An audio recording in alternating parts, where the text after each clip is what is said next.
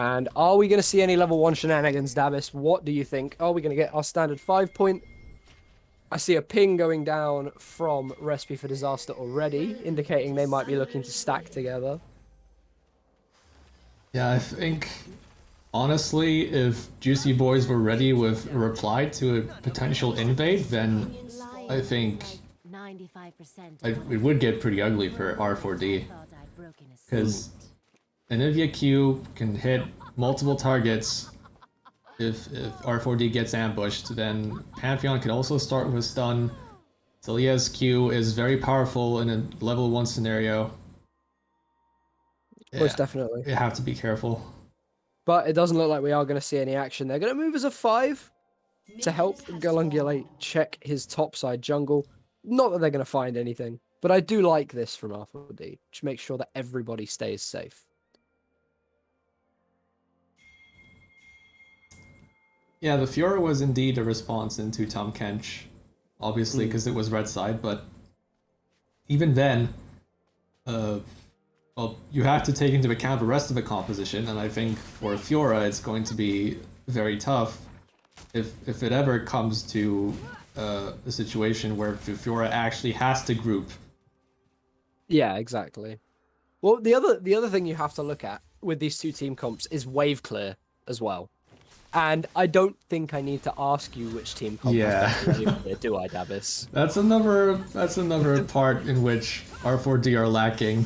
That's a wave clear. So R4D, really, the onus is completely on them to make things happen in this early game. If the game is even in gold at 15, 20, 25 minutes, then it could be pretty rough for the Juicy Boys. I've just frozen, so I don't know what's going on.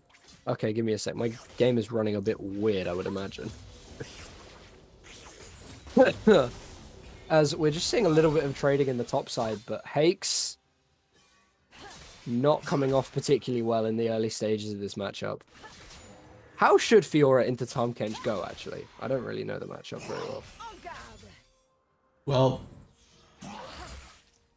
I don't think Fiora has a very easy, like, riposte kind of spell that you can actually block unless Tom Kench just decides to W straight into you, which should never happen. Yeah, agree. I think Fiora needs more time than usual in this particular matchup to actually pull ahead. Like, even at one item, I would just expect Tom Kench to win. Yeah, that's understandable. We see an engage in the bot lane. Elm Apache diving forward onto Winters. But the Guardian proc going to do a lot to save the Nami's health bar. Yuna taking a big chunk, though, on the backside from the Ashe. And a spear from the Pantheon as well. I can't tell if the summoners were actually used, because I can see them being pinged. But they look like they're still up on my screen. Yeah, there was already a flash that had to be burned in the top side. Okay, yeah, so my summoners are burned. Are bugged even. I can't. Unless you're way ahead of me. Yeah, you're way ahead of me. I've only just seen that flash burned in the top side.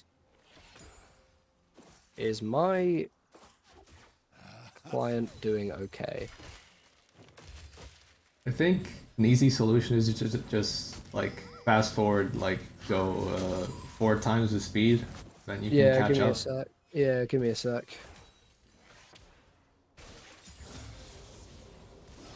Okay, now I'm at live.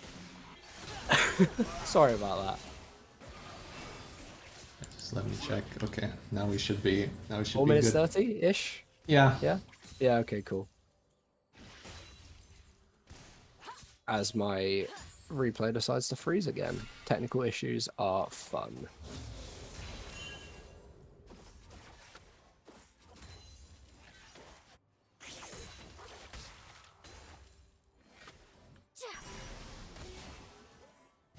Expected slightly more proactivity from Juicy Boy's bot lane, but here comes the jungler.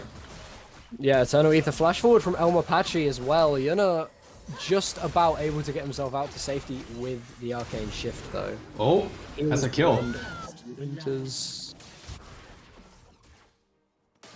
Now the response from R4D. Ooh, Galungulate gets stunned. That's gonna be another kill for Juicy Boys. But that's 2 in favor of R4D now. The TP comes in from Hall Jr. Nivea can't save the Ashe from dying. Now Yuna, is he going to be able to escape? Yes, he will. But this is exactly the kind of controlled chaos, and I'm going to call it controlled chaos. This is exactly the kind of thing that R4D need. We see them move to about a 600 gold advantage off of this play, taking the extra kill in the trade as well. Yeah, it looked kind of dicey at first with Juicy Boys going really hard on that 2 versus 3 situation, the gank. Oh, we don't have time to talk about that because Pantheon is roaming. Oh. Well, Riposte does not come on time. Can Hikes actually do something in this 1v2? Oh, he gets 1 kill. That's a lot of healing. Samwise Gumtree in trouble now. Has to voyage away, but okay. He had to flash as well to cover enough distance. Oh my goodness, with Fiora. Yeah, Hake's really coming up huge in this 1v2. Sees his team forging themselves the advantage on the bot side and thinks, "Oh, well, you guys want to get a lead. I can do that as well."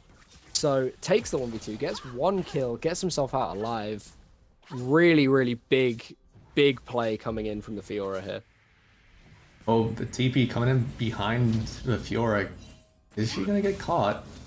No. I think Riposte would have just caught the W from Tahm Kench, so there is no chance to do that.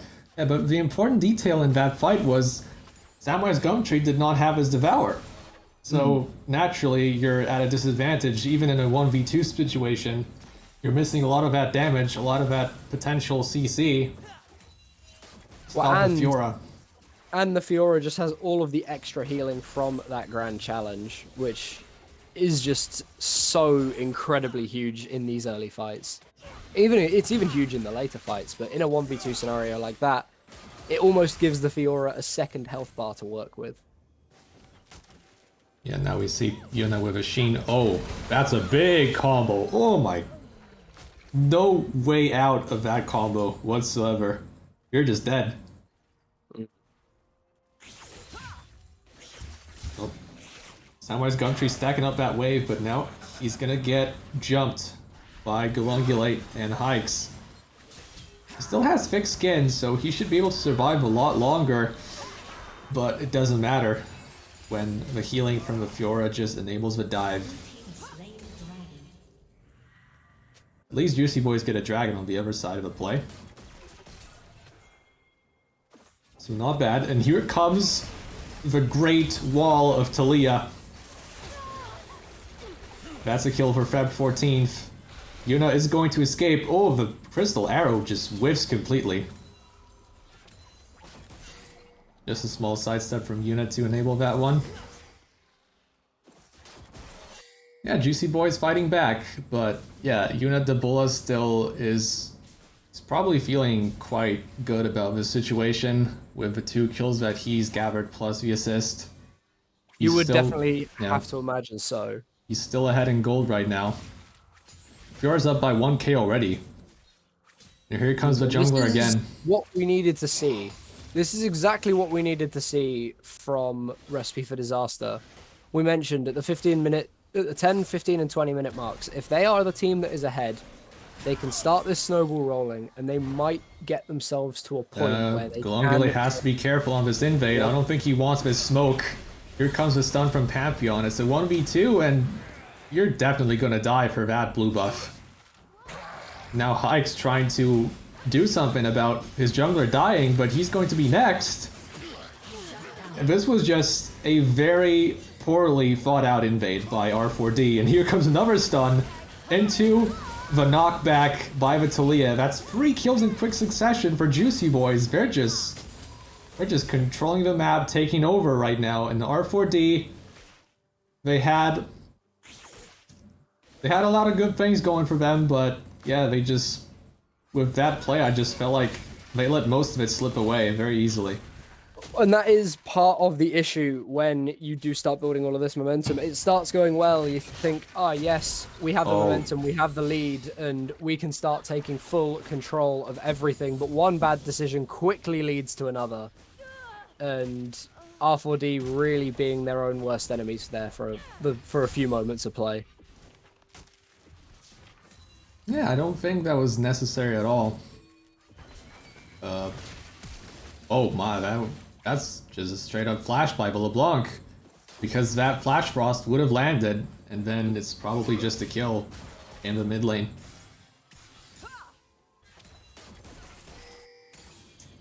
Yes, and now we're just back to, Recipe for Disaster is just back to hoping that their bot lane can do a lot of work in the team fights to come. Because the solo lanes are looking worse than they did just 2 minutes ago. Although, you have to remember that Fiora will continue to scale as we go further into the game. Also, LeBlanc will do a lot of work potentially in the mid to late game if she finds the correct positioning. I have to ask, is it normal to go Gore Drinker on Fiora? Not sure if this is Gore Drinker. Maybe it will be. It could be Stride Breaker. Yeah, I'm still wondering about that one. Could be Stridebreaker just to continue to stick to your target with the Ravenous Hydra on top of that. Interesting. I mean, I'm not a top laner, but Oh. into something like a Tahm Kench, I would have expected maybe a Divine Sundra. Well, Elongulate's late to this party. Talia was first in line. And now we have a 1v1 in the top lane. Samwise Gumtree potentially winning out of this one, but now the Grand Challenge proc with a stun. And now the stunning reply from Hikes. I don't think that Abyssal Voyage was necessary. Because that's just a very easy riposte for the Fiora to deal a lot of damage with. Yeah, it's very, very telegraphed, and that you can't. This is a close one. Okay. And Anivia still has Rebirth, still has a passive, so no harm there. And D2 Fortig will have to work a lot harder for a solo kill. But yeah, as we continue to move on into the second dragon of this game, it's going to be Recipe for Disaster, probably with a gold lead. If this Rift Herald is allowed to reach mid lane turret, but I don't think it will. Versus an Anivia, you would not expect it to be allowed to reach the mid lane tower. Juicy Boys will easily intercept that one. But Fiora already taking the tier 1 top lane turret bodes very well for a Recipe for Disaster. Of course. Yeah, Hake's really doing a number on Samwise Gumtree so far in this early game. The execution is still another thing because, like, R4D will have to really make sure that they pressure while their split pusher is active on the map. But that will not be easy in my opinion. No, definitely not. But having a fed split pusher, definitely not a terrible position to be in, especially in a close game like this. Yeah, but LeBlanc is feeling the hurt though in the mid lane. Really delayed in terms of item builds. Now goes for Blasting Wand instead of just waiting for Ludens Echo completion, so that's just going to delay you even further. I'm not sure if I like that decision from R4D's mid laner. Well, up front, if he can't afford the full Ludens, it is just a little bit more burst up front. So I don't hate it, but I agree, it's just it's delaying your power spike so far.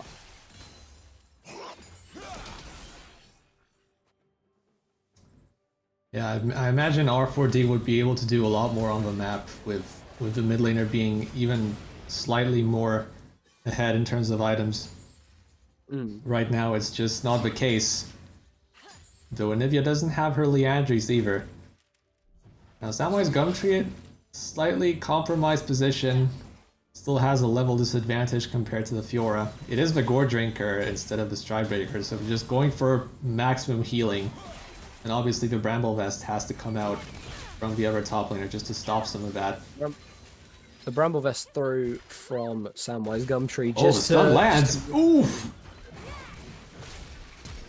Mimic just to get away, but that's not gonna cover enough distance, and once that stun lands from Yanivia, the follow-up is so easy. And Eternal Aether's doing very well, farming just enough to grab that Ludens and the Sorcerer's Shoes, and LeBlanc with basically 0 MR, maybe apart from runes, just gets blown up. Yeah, but LeBlanc basically taking true damage. Oh, and now Glungulate is also gonna get blown up right afterwards. Standing on a control ward and deciding to walk into mid lane. Definitely not what you need to be doing when you know there is a Talia surfing around. And yeah, like you mentioned, got himself caught. The CC chain from Yuna, shield though procs from February 14th. Very nice purchase, definitely helps him in this situation. Now we just see R4D losing in 2 lanes, also being behind in the jungle. And the Fiora is now the only one that actually has an advantage that matters. But it's also Juicy Boys with the 2 dragons, and we've also mentioned probably with the team composition advantage, all things considered. Yeah. And carrying a lead out of the early game with the draft that the Juicy Boys have is only going to be beneficial to them. We spoke about it in Champ Select, we spoke about it in the loading screen. If the game was even at the 15-20 minute mark, then by virtue of the team comp, Juicy Boys would be ahead. With them having a gold lead, it's just gonna put R4D in such a difficult position. Yeah, we already saw how hard it is for Viego to even maneuver himself on the map when he's facing a Talia and Yanivia. And I imagine the Fiora is going to be facing similar problems when she moves out of top lane to fight with her team for some kind of objective. Ooh, El Mapache on a stealth mission. Hikes, walled off, is going to fall maybe. I guess not yet, but Juicy Boys now getting kill after kill. Yuna cannot get that 1 kill on the other side of the fight. Oh, it's an absolute... And it's all falling apart here for R4D. I was gonna say disaster, but maybe we should avoid saying that word when R4D are playing, because I think we've made enough of those jokes already. Yeah, I think we have to just keep it down. Rein it in a little bit. But yeah, it is definitely an absolute disaster for them. Juicy Boys really coming up huge in the team fights. Yeah, the problem is they just keep reappearing for R4D.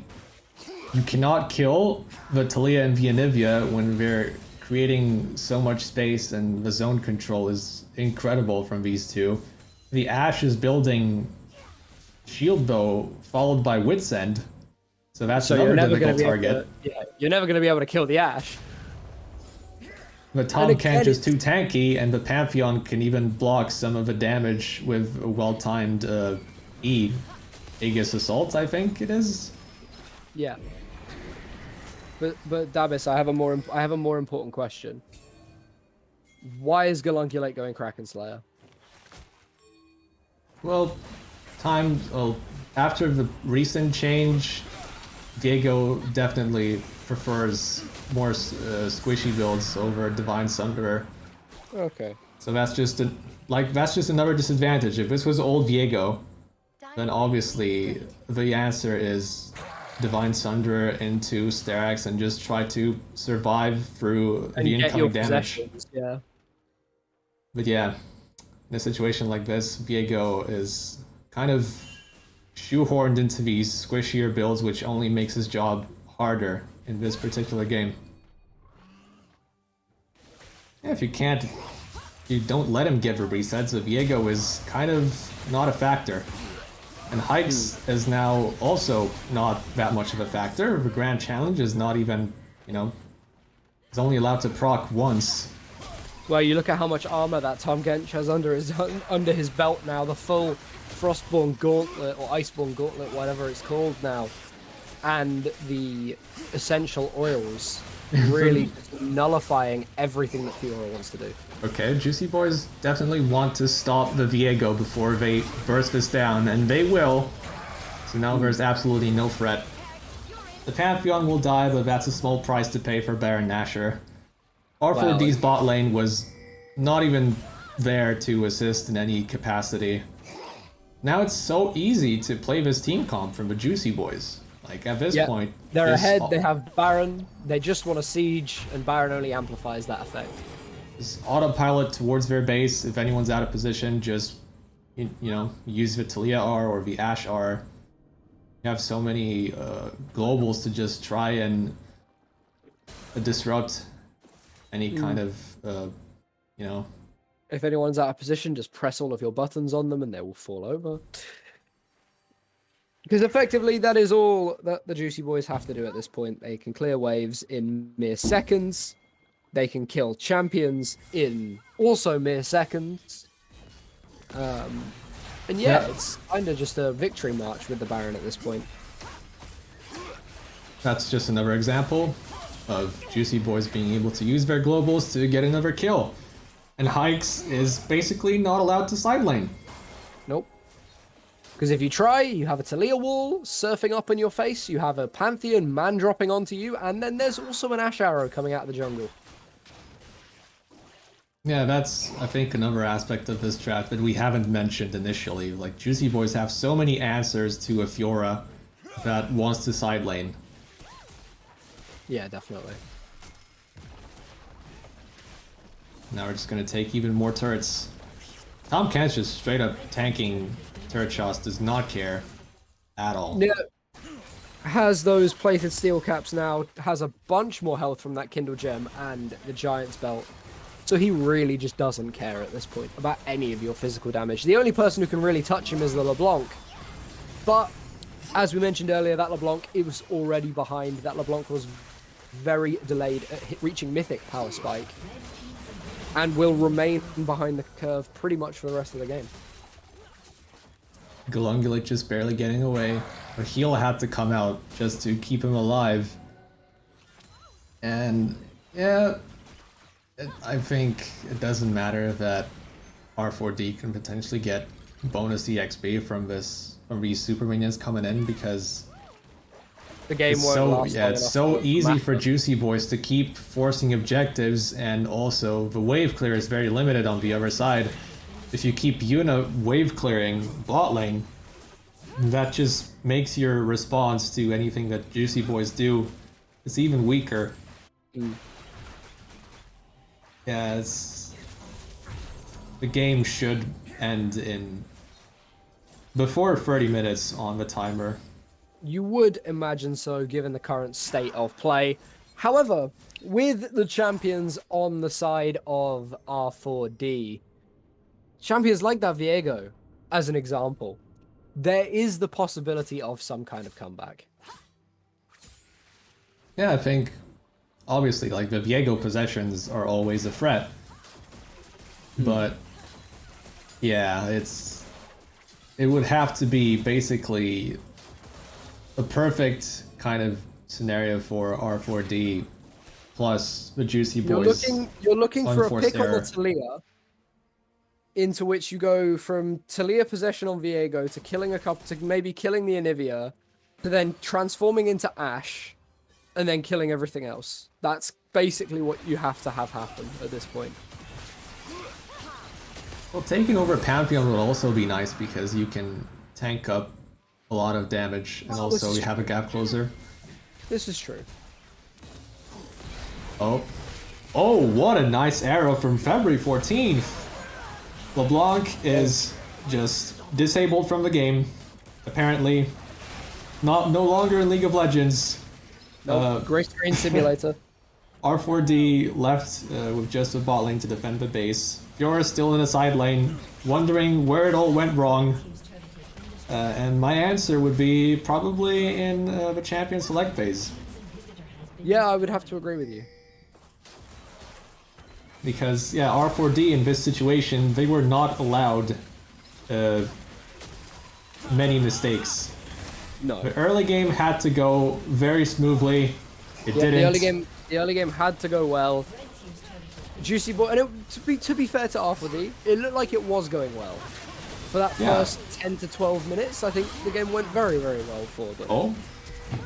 After that, it kind of went off a bit of a cliff. 2 shutdowns now for Unidabola, but it's all too late. Is it too little too late? It looks like it. Yeah, I don't think Ezreal can get this kill when Ashe still has Immortal Shield though. It's just not enough damage to kill the AD carry of Juicy Boys, and that's going to be the end of the game. 26 minutes. Not a very difficult affair for the Juicy Boys. I think we expected